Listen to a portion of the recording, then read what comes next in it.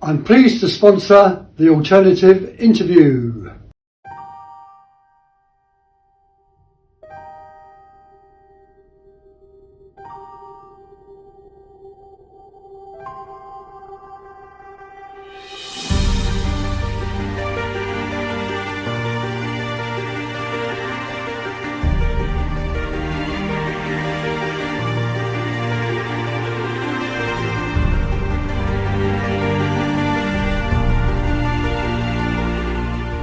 So the next season, 05-06, didn't start very well. By then, a lot of the squad was sort of disappearing, weren't they? A lot of the players were sort of losing, and Terry tried to rebuild in Terry's own mind. We had Terry on a couple of months ago, and he said he got the recruitment wrong at the start of that season as well. 05-06, he was waiting for things to happen. It didn't quite happen, and then it was a bit of a patched-up squad at the start of it. We had a disastrous start.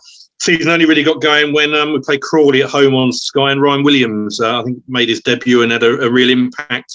And then things started to tick along a little bit after that.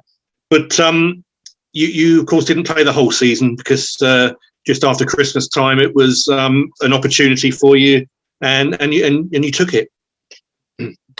Yeah, it'd been rumbling on probably since about sort of November, December time of that season that it was actually Leyton Orient were the ones who had come in and were interested.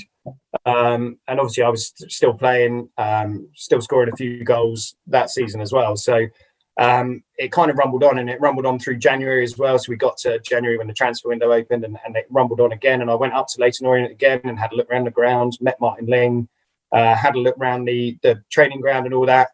And it was good. I mean, they were up the top of the league. I think they were sort of second or third at the time, and it all seemed to be heading as if I was going to sign for Leyton Orient.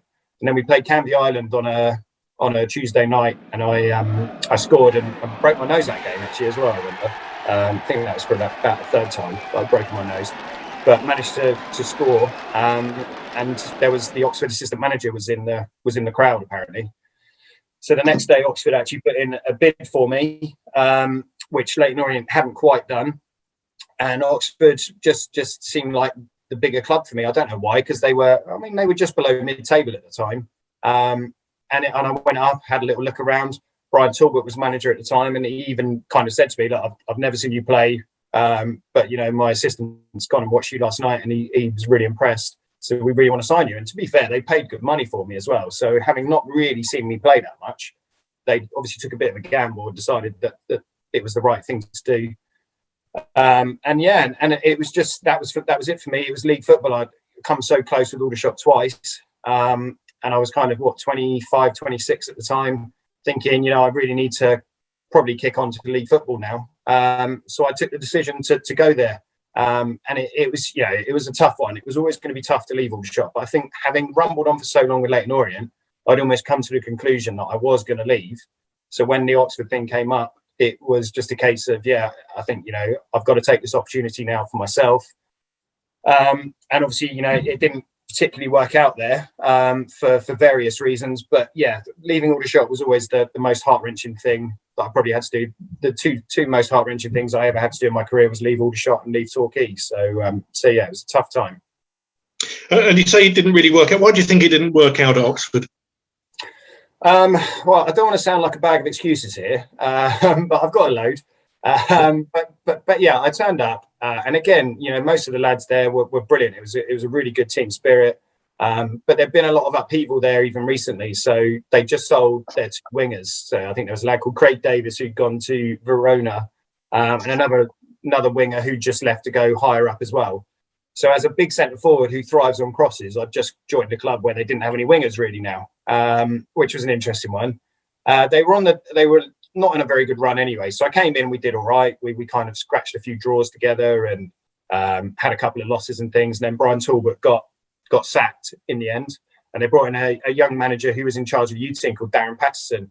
He was brilliant. He was so positive. He came in, he renewed, gave everyone a new lease of life. Everybody really enjoyed it. We started picking up results. I still wasn't scoring any goals particularly, but we were playing much better and I was playing much better. And then they had a takeover where Jim Smith was part of the takeover, and Jim Smith just ousted the manager. So he got rid of Darren Patterson straight away, and then took over himself basically. And it kind of all went downhill from there for me. Jim Smith's a legendary figure in the game. It's so well respected again throughout football, but just is the worst manager I've ever played for. Just in terms of, he just came in and he seemed to be disappointed that we were League Two. Basically, he'd obviously managed at the top level, and nothing was quite good enough, and everything was a bit negative. And Chris Hargreaves was the captain at Oxford, who was then also my captain at Torquay, and I remember just being frozen out in the end from him. There were little incidents that happened at Oxford, like I played really well for the reserves, trained really well. Jim Smith told me I was starting on the Saturday. Then in the team talk on the Saturday morning, he'd announced the team and I wasn't in it.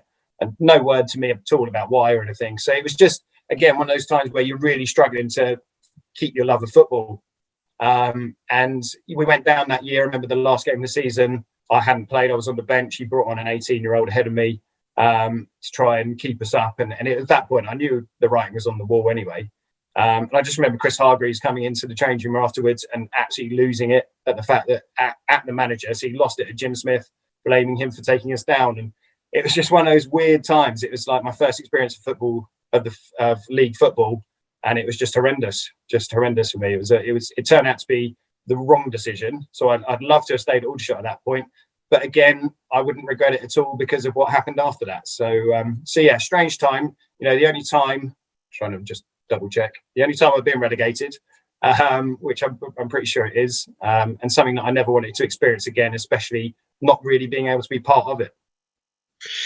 And then you had a season at Hereford United, and then you joined Torquay. Just talk a little bit about Hereford, because I always class Hereford a little bit similar to Aldershot. They are very passionate, their fans there. They can really get going. A lot of games with Hereford over the years, of course, that you were involved in some, and even before then in the old Football League days.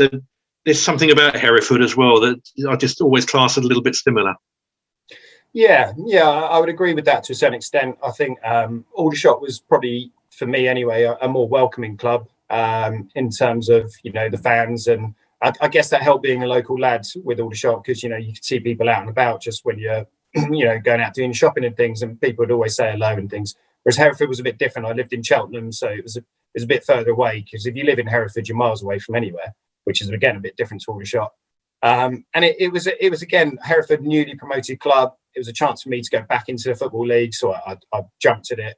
And again, with a club that I had good experiences of playing against and enjoyed playing there. And again, as a newly promoted club, it was all about survival. So I think the top scorer at Oxford, probably the season that I was there, had about 10 or 11 goals. The top scorer at Hereford that season probably had about 12 goals. So we were never particularly free-flowing like it was at Aldershot, where you had lads who were getting 20, 25 goals. And I was very much expected that year at Hereford to do more of the defensive work. So we were tracking fullbacks all the way back into the corner and things. And I don't know, really. I think I was probably I'm not selfish enough at Hereford to really make it work. I should have been lazier at Hereford. I think I should have just kind of concentrated on myself a bit more rather than really trying to help the team, which was never my ethos, unfortunately. So hence why I probably didn't quite make it at Hereford either.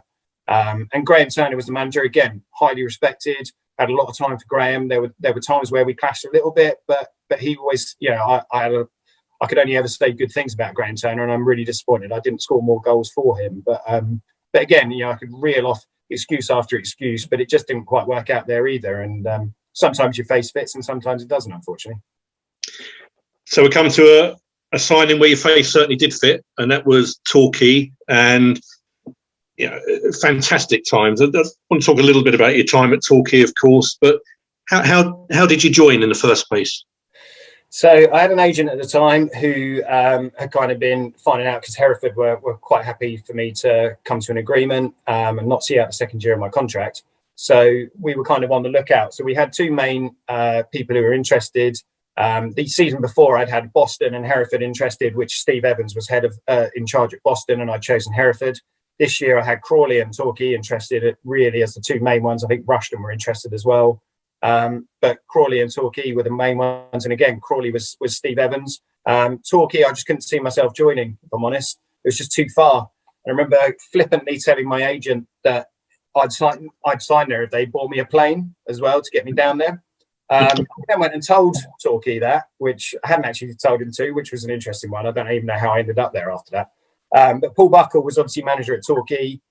Steve Evans was very persistent. And obviously the season before, he thought I was going to sign for Boston and I chose Hereford.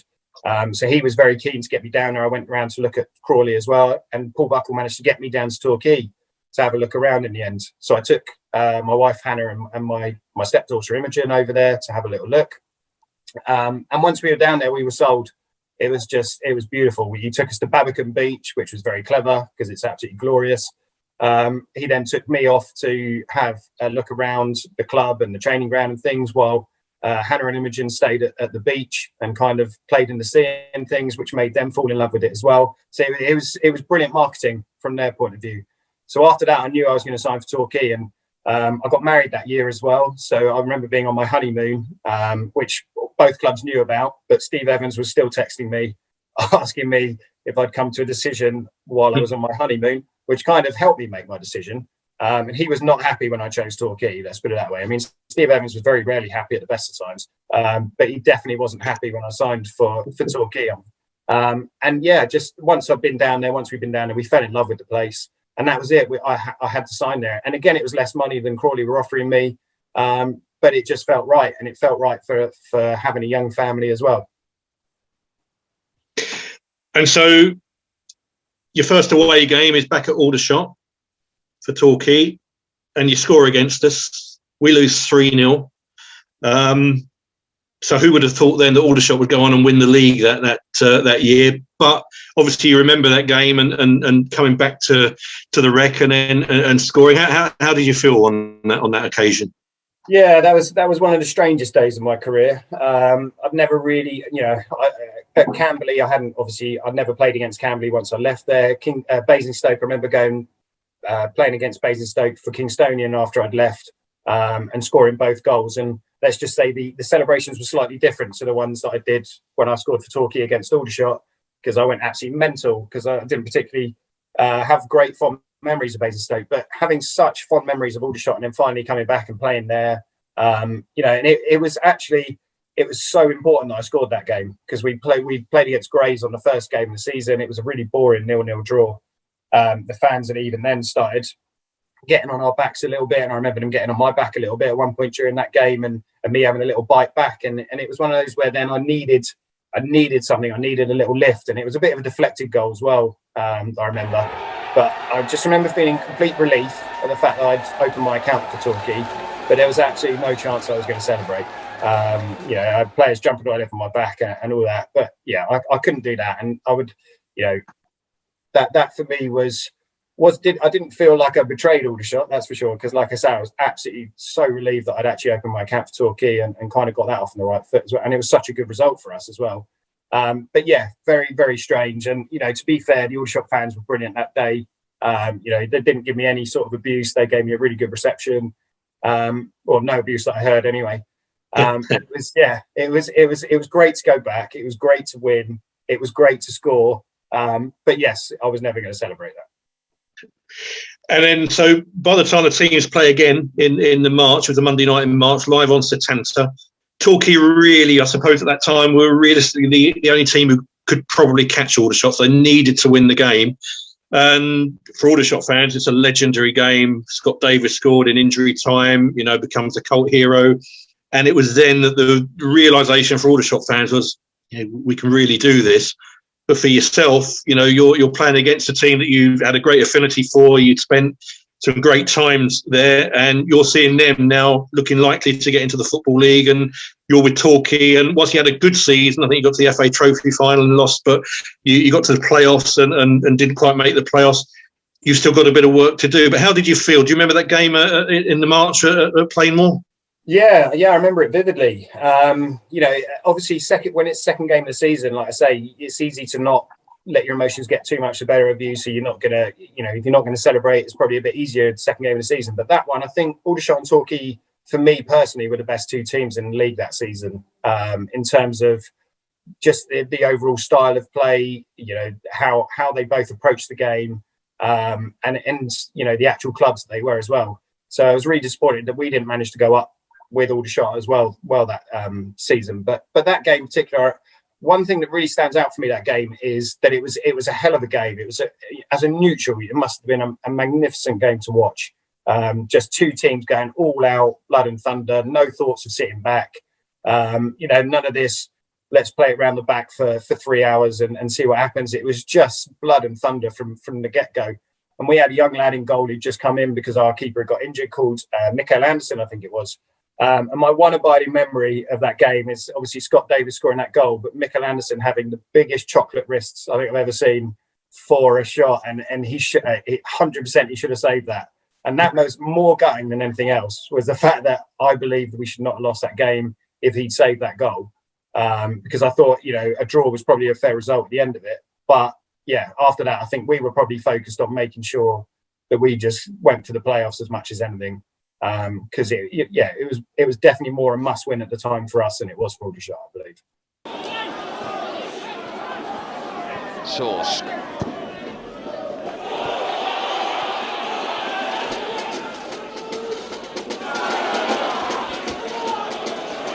Defending again by Todd, but it's come out here to Scott Davis.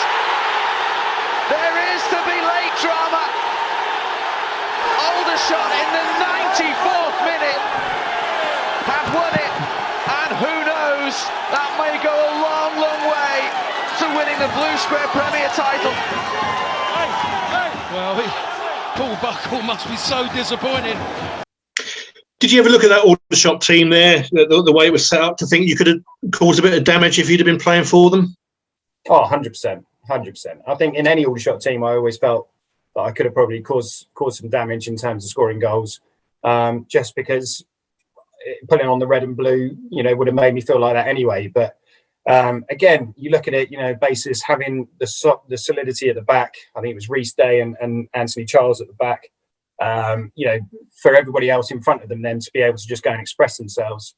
I think John Grant did absolutely fantastically for Aldershot, but I would never have looked at John Grant and thought he was a better footballer than me, and I was always disappointed. I almost did have a very brief conversation with Gary Waddock about going back to Aldershot before I went to Torquay, and I'd love to have been part of that squad as well as being part of Torquay. But again, as much as I think I could have done some damage there, I did enough of my own damage at Torquay, so it didn't work out too badly.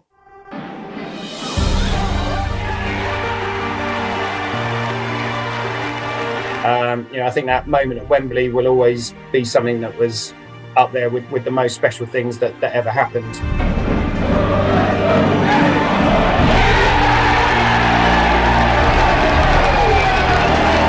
You knew you'd won at Wembley, you scored at Wembley, you were going into the Football League with the club, another club that I absolutely loved and adored.